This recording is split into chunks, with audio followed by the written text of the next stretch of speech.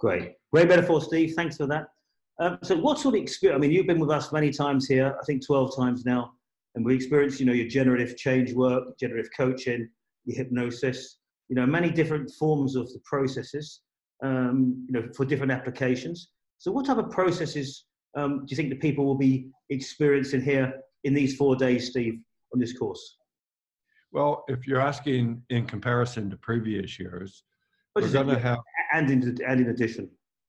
All right, so the core, we'd say maybe the core prototype sequence that we're moving through in multiple applications is get settled, sense what your positive intention is, and then the third step is make sure you get into a creative performance state.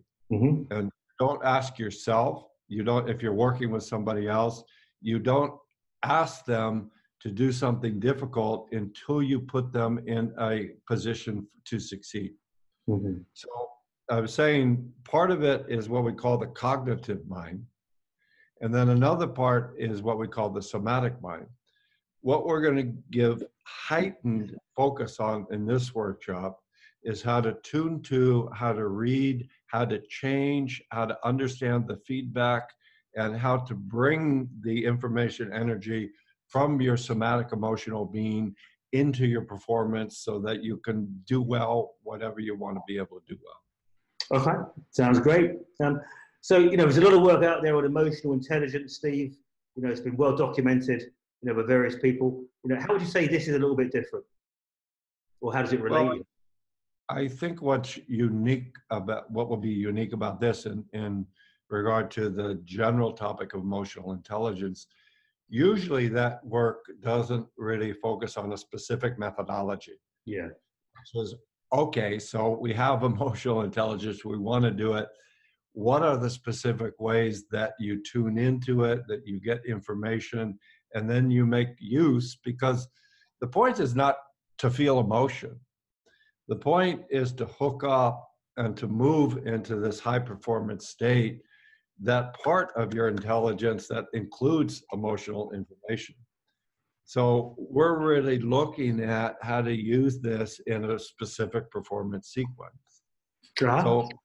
So there's two kind of different dimensions.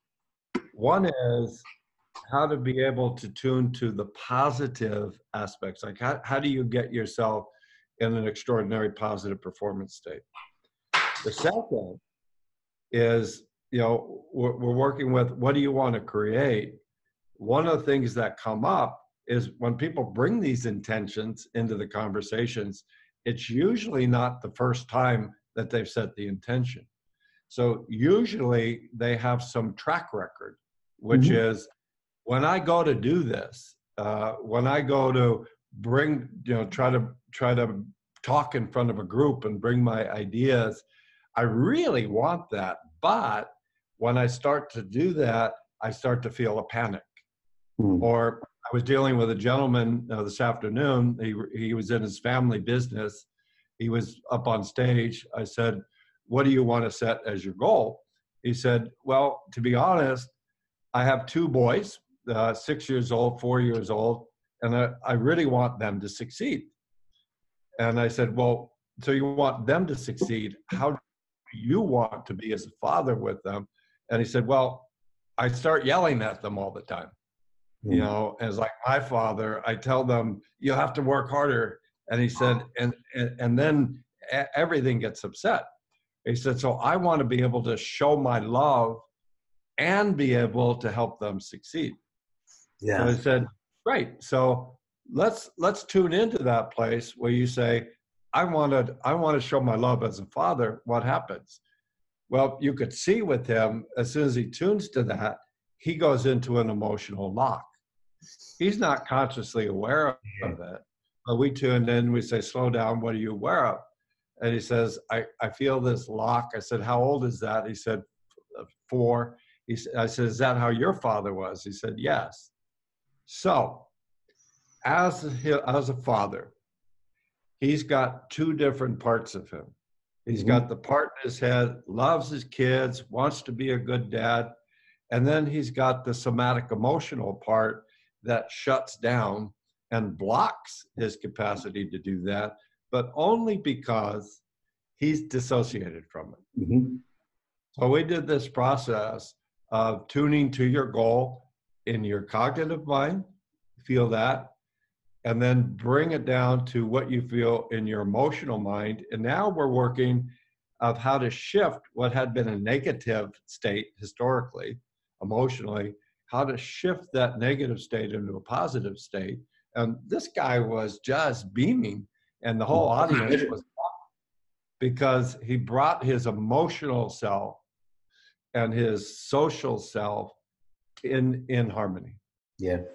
So it's in many different models, sort of different from NLP and hypnotherapy, or it's only hypnotherapy anyway, is the therapist is going to start to analyze the content or work on the content.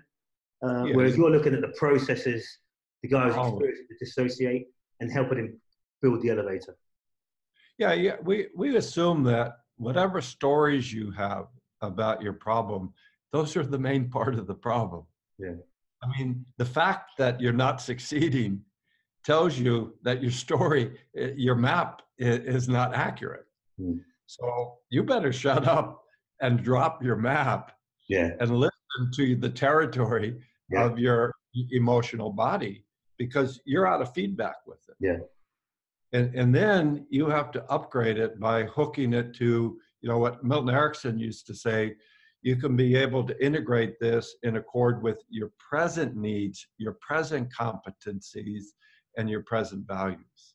Well, you take that emotional stuff that you may have frozen in as a 4-year-old, you bring it forward to, he was 42, and he's 42, he's a really successful guy. And now when that 42-year-old is linked to his emotional self, that's a winner. Yeah. Yeah. So in many ways, you've answered my next question, which is sort of what we covered, what is emotional integration, the process is going to cover on the course, and what the people are going to take away and what they're going to leave with. So in many ways, I think you just answered that in the last question with that sort of story about your client there. Anything else you'd like to share with the people about kind of, what they're going to walk away with and how, they have new choices?